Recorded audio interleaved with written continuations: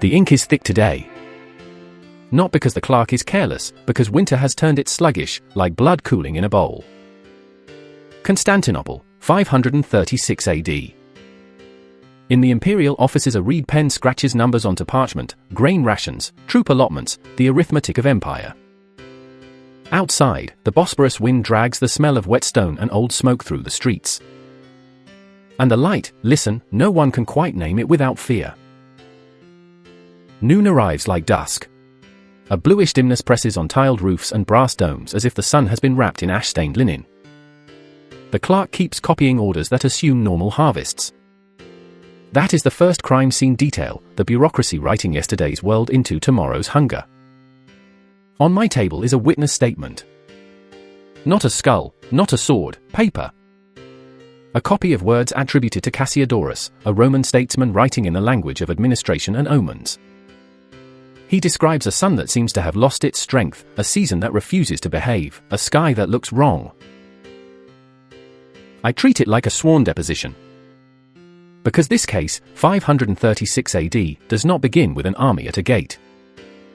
It begins with the atmosphere itself becoming an adversary, and with humans arguing over what kind of enemy it is. You and I are stepping into a war room where the ceiling is the sky. The cast is sharp-edged and human. Emperor Justinian I, ruling from 527 to 565 AD, restless, certain that the Roman world can be stitched back together by force and law. His general Belisarius, a man who can win battles and still lose wars because his supply lines bleed out. Procopius, the uneasy eyewitness, inside the machine, writing with one hand while the other hand tries not to shake. And then the vast majority, the farmers with empty barns, the ship captains who feel storms in their bones, the clergy and the urban poor who interpret every strange sunset as a verdict from God. The objective is simple to say and brutal to prove. What attacked the sun in 536 AD, and how did that invisible strike change war outcomes, migration pressures, legitimacy crises, and the vulnerability that precedes plague? The clock is shorter than empires like to admit. Months, not years, before the next harvest fails. Before the Danube frontier cracks. Before Italy's campaign bleeds into stalemate. Before hunger turns every rumor of divine anger into political explosives. So here is the central question, the one that makes this more than a gloomy anecdote: was 536 AD simply a bad climate year? Or was it the opening move in a slow, quiet war against every food system, tax system, and army in the known world? To answer it, we need to do what good investigators do. We start with what the witnesses actually said, then we test them against physical traces that cannot flatter anyone. Because in late antiquity, words could be propaganda, prayer, or panic. Ice and wood do not care who sits on the throne. The timeline is the spine of this case. In 536 AD, multiple writers around the Mediterranean describe a dim or sunless sky, a persistent haze, an unseasonable cold. Not a single-day eclipse, not a passing storm, something that lingers. Then, in 536 to 537 AD, tree rings, those yearly lines of growth, nature's own accounting, narrow dramatically in multiple regions. Narrow rings mean stress, cold summers, shortened growing seasons, trees unable to lay down their usual wood. Around 540 AD, ice cores show another major sulfate spike, another atmospheric punch, suggesting another eruption, another injection of aerosols into the sky. And in 541 to 542 AD, the first wave of the Justinianic plague is recorded in the Mediterranean world. Hunger first, then disease, an old pairing, almost a signature. But where does it hit? Geography decides who bleeds fastest. The Eastern Roman Empire is an urban machine. Constantinople does not feed itself. Its appetite is satisfied by grain ships and tax grain and contracts and coercion. Egypt, think of it as a granary with sails, matters not as a province but as a lifeline. In Italy, the Gothic War that begins in 535 AD turns fields into targets and granaries into strategic objectives. In Northern Europe and Scandinavia, archaeology hints at disruption and ritual response, hoards buried, offerings made, settlements shifting like frightened animals. Along the steppe and the Danube frontier, where power is pasture and mobility, any squeeze on grazing and hay becomes political pressure. And beyond the Roman world, across much of the northern hemisphere, proxies suggest broad cooling, though not uniformly. The world does not suffer evenly. It never does. Now, what do the sources actually say? This is where we slow our breathing and listen closely. Procopius, writing in the 6th century AD, describes the sun giving light without brightness, like an eclipse that does not end. That is not poetic flourish alone. That is a man trying to describe a physical experience that resists ordinary language. Cassiodorus language, carried through manuscript tradition, speaks of seasonal disorder and a pale sky. Scholars debate authorship and transmission, and we will treat that debate with respect. But even if you distrust the pen, you cannot ignore the chorus, as multiple voices across regions report something similar. Irish annals, compiled later, mention failures of bread around these years. Useful, yes, but cautious. Dating can slip, scribes can compress. In this investigation, we weigh such lines like coins, checking the stamp, the metal, the wear. Then we turn to material science, the witnesses that cannot read scripture or fear emperors. Ice cores. In Greenland and Antarctica, layers of snow compress year after year into ice, trapping atmospheric chemistry like insects in amber. Sulfate layers act like a time-stamped receipt for volcanic aerosols. When a volcano throws sulfur high into the stratosphere, it becomes sulfate, and it falls out onto polar ice, quietly, faithfully. Tree rings. A tree's narrow ring is a failed summer made visible. Tephra, the ash itself, and its geochemistry, the fingerprint that can, sometimes, match a layer to a specific volcano. Sometimes. Because in this era, our certainty is improving, but it is not absolute. So, who are the suspects? The first, and currently strongest, is a major volcanic eruption in 536 AD, likely a high-latitude northern hemisphere candidate often discussed, followed by a second major event around 540 AD. The argument for it is blunt: double sulfate peaks, multi-year cooling that matches a 1-2 punch, and textual accounts describing persistent haze rather than a single night phenomenon. The sky does not dim for a year because someone is being dramatic. It dims because something is in it. The argument against, or rather, the unknowns, is pinpointing. Which volcano? Ash chemistry matching is complex, deposits can be thin, chronologies can drift by a year or two. Another suspect enters, Ilopango in El Salvador, and other tropical candidates. Tropical eruptions can load the stratosphere globally, spreading aerosols into both hemispheres. Some chronologies have linked major eruptions in this broader period, and the idea is tempting: a tropical blast, global consequences. But there are problems. Dating debates. Correlation disputes. Not every candidate aligns neatly with the initial 536 signal. The evidence is strong for volcanoes in general, but the identity parade is still arguing over name tags. And then there is the old, dramatic hypothesis: comet dust, an impact winter. It has narrative appeal. It fits the shock in the sources. It gives you a single villain from the heavens. But investigations do not reward drama, they reward traces. The argument against is decisive: we lack robust physical markers compared to volcanic sulfate, and modern evidence strongly favors volcanic aerosols. In a courtroom of ice and wood, the comet does not have an alibi, but it also does not have fingerprints. So let's grant the most likely scenario, a volcanic haze, perhaps two major events, that reduces sunlight, cools summers, and scrambles seasons. That is the atmospheric attack. But the real story, the one that breaks empires, is what the human machine does under stress. Consider Constantinople again. The city is a mouth. It consumes bread, and bread consumes politics. The grain supply is not a convenience, it is a strategic artery. If it clots, the capital convulses. Ships must sail. Warehouses must be filled. Bakers must bake. Prices must be kept from turning into riots. And in a dim sun year, everything gets harder, harvests shrink, storms ruin crossings, and rumors multiply faster than loaves. Now move west, Italy. Soldiers eat the war. An army does not march on glory. It marches on grain, fodder, and the grudging cooperation of civilians who would rather be invisible. Requisitions create enemies as fast as battles do. And cold summers do something most chronicles barely mention: they reduce hay.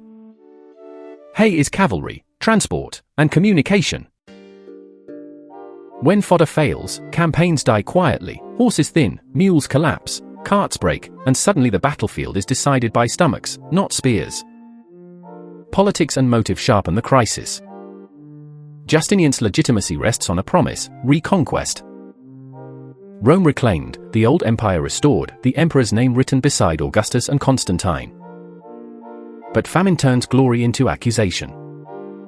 If the state cannot feed people, it must at least explain why. Local elites respond in predictable, ugly ways: hoarding, price manipulation, bargaining with tax collectors as if negotiating with a knife at their throat. The clergy interprets the dim sun as divine judgment, sometimes sincerely, sometimes opportunistically. A strange sky becomes political ammunition. And here are the weird truths that rarely make it into clean narratives. In Scandinavia, gold hoards appear, wealth hidden, offered, or abandoned when old guarantees fail: harvest, order, sun.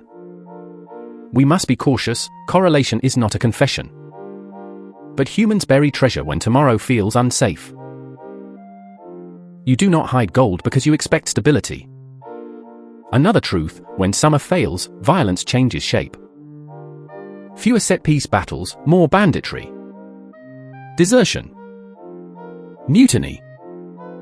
Quiet tax wars between state agents and villages. The empire's enemies are not always foreign. So what is the pattern beneath the chaos? Cascading failure. One shock multiplies through brittle systems: food to prices, prices to tax shortfalls to military payroll, payroll to frontier security to legitimacy, legitimacy to internal conflict. Climate is the spark. Human design decides whether it becomes a controlled burn or an inferno.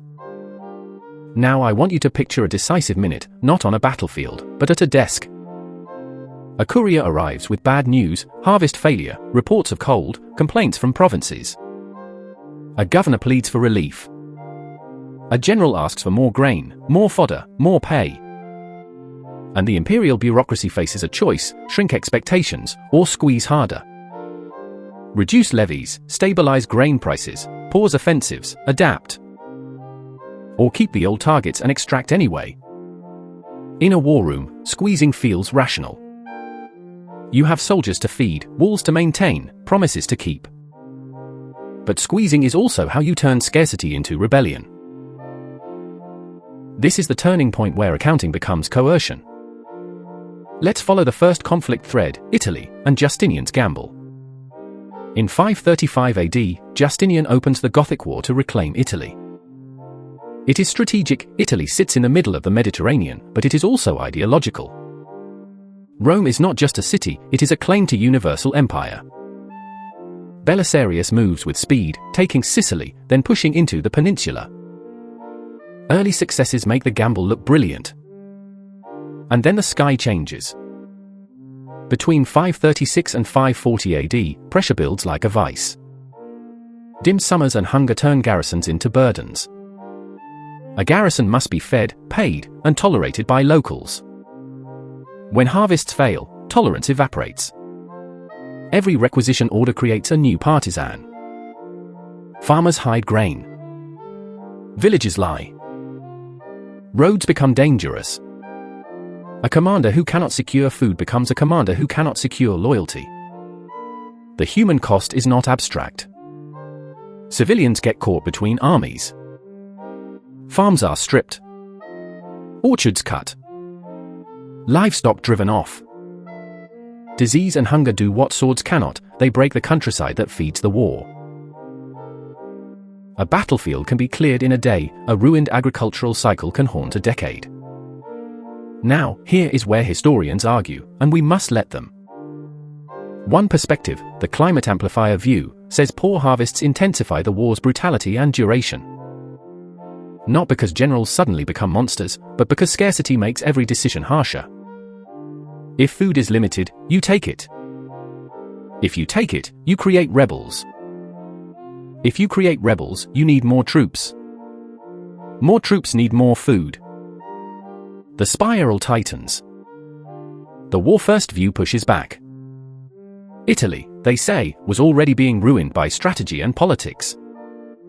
The Gothic War is a choice made by Justinian. Siege warfare, shifting alliances, the logic of reconquest, these would have devastated the peninsula even under normal skies. Climate may deepen the wound, but it did not swing the sword. And that critique matters. Because blaming the sky can become a way to pardon human ambition. The atmosphere did not order the invasion. Hold both views in your hands. Because the truth often lives in the pressure between them. Human choices can be disastrous on their own. And environmental shocks can turn a disaster into a catastrophe. Now the second conflict thread, the Danube frontier, and the migration pressure cooker. Here, power is a balance of tribute, diplomacy, intimidation, and rapid violence. The Eastern Roman Empire negotiates with mobile groups, hires some as allies, fights others, and tries to keep the border from becoming a revolving door. The environmental pressure view says this: if pasture fails and food insecurity rises, mobile groups face hard choices. Herds need grazing. Families need calories. A cold summer can mean less hay, weaker animals, less milk, less meat. Under that squeeze, raiding increases, movement increases, and Roman territory, rich, settled, stocked, becomes a target. In this view, climate stress pushes people. The opportunity structure view argues differently. Temperature does not invade provinces. People do. They move when political conditions allow it, when defenses weaken, when internal Roman disputes distract commanders, when subsidies or tribute invite extortion, when rumors of softness spread. Climate may be background pressure, but the foreground is politics: who pays whom, who betrays whom, who senses an opening. And again, the critique matters. If we overcredit climate, we turn human agency into weather. So what do we say, as detectives? We say this: climate can load the dice, but politics decides who throws them and where they land. Now the third thread, and it is the one people remember because it has a name like a bell tolling: the plague. 541 to 542 AD, the first wave of the Justinianic plague reaches the Mediterranean world, caused by Yersinia pestis. It moves along trade routes and ports, through grain shipments and crowded streets, through the same arteries that make an empire wealthy. Here, we must be careful with causality. Plague is not caused by volcanoes. But vulnerability is shaped by context. Famine does not just kill, it thins resilience. It leaves bodies undernourished. It drives migration and crowding. It forces desperate policies, grain movements, refugee flows, military requisitions, that can accelerate transmission. And it drains treasuries so responses arrive late, thin, or cruel. Disease becomes history's multiplier when society is already frayed. So tally the bill paid. Strategically, reconquest stalls and treasuries bleed. Demographically, mortality rises from famine and later plague, with depopulation in vulnerable regions.